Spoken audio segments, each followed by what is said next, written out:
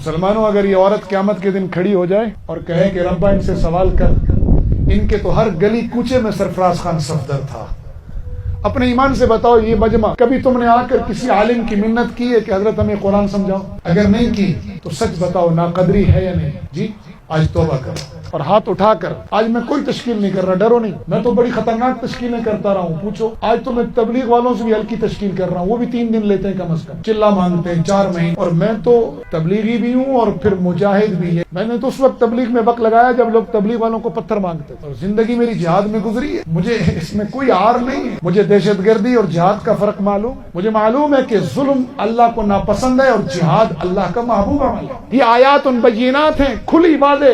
اس نے مجھے بتایا ہے لا تعتدوا، حد سے مت بڑھنا، حد سے بڑھے گا تو ان اللہ لا يحب المعتدین، اگر تیری لڑائی نفس، قبیلے اور ذات کے لیے ہوئی تو اللہ کے ہاں قبول نہیں ہے، اگر تیری لڑائی میں ظلم و ستم ہوا تو وہ قبول نہیں ہے، اور اگر تیری لڑائی اللہ کے لیے تو سن ان اللہ يحب الذین یقاتلون فی سبیلہ صفا کانہم بنیان مرصوص، پھر تو اللہ کا محبوب ہے۔ مجھے معلوم ہے تو تبلیغی اور پھر جہادی ہو، کریلا اور نیند چڑھا ہو تو تشکیل تو کیے بغیر نہیں رہتا، ہاتھ کھڑا کر کے ارادہ کرو، وعدہ نہیں لے رہا، ارادہ کم از کم سیدھا کھڑا کرو، تھوڑا درد ہونے دو ہاتھ میں،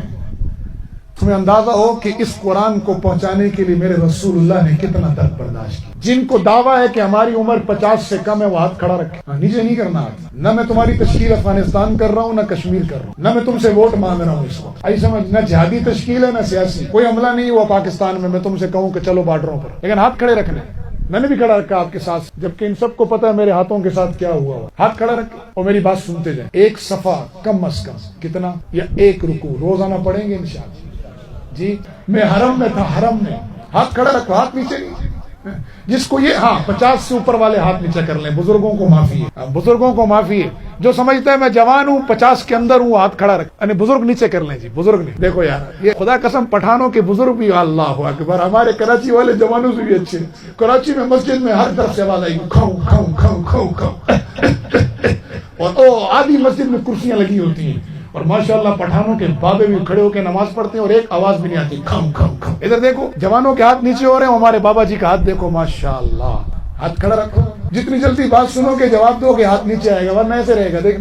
کم از کم کتنا ایک رکوع، 40 دن تم اس کی پابندی کرو، 40 دن بعد قرآن تمہیں نہیں چھوڑے، جس دن ناغا ہو جائے اس دن ڈبل پڑھنا ہے، خدا قسم اگلے دن شیطان خود پڑھائے گا کہ چل تھوڑا پڑھ لے ڈبل نہ پڑھ۔ معاویہ کی جماعت رہ گئی رضی اللہ تعالیٰ عنہ، اتنا روئے کہ اللہ نے کئی نمازوں کا اجر دیا، اگلے دن شیطان خود آیا کہ معاویہ اٹھو اٹھو جماعت کا وقت ہے، کہ تو نماز کے لیے اٹھاتا نہیں سلاتا ہے، کہ کل تو اتنا رویا اللہ نے کئی نمازوں کا اجر دیا، اٹھ ایک نماز پڑھ ایک ہی کا اجر دیا، تو جس دن نفس کو سزا دیں گے ڈبل۔ اچھا اب اگلا ارادہ، روز نہیں ہفتے میں ایک آیت قرآن کی سمجھیں گے انشاءاللہ، اس کا آسان طریقہ علماء درس دیتے ہیں، خیبر پختونخوا میں درس کا رواج ہے، اس میں شریک ہوں، جمعے کے بیان میں شریک ہوں، اس کو زندگی کا آہستہ آہستہ آہستہ عمل بنائیں گے انشاءاللہ، جی بنائیں گے نا۔ گناہگار ہیں ہم سب، باغی نہیں نہ ہونا، خطاکار ہیں، گناہگاروں کی صف سے نکل کر توابین کی صف میں آنا ہے، مجاہرین یعنی باغیوں کی صف میں نہیں جانا۔ اب مجھے بتاؤ ہاتھ میں درد ہوا نا؟ ہوا؟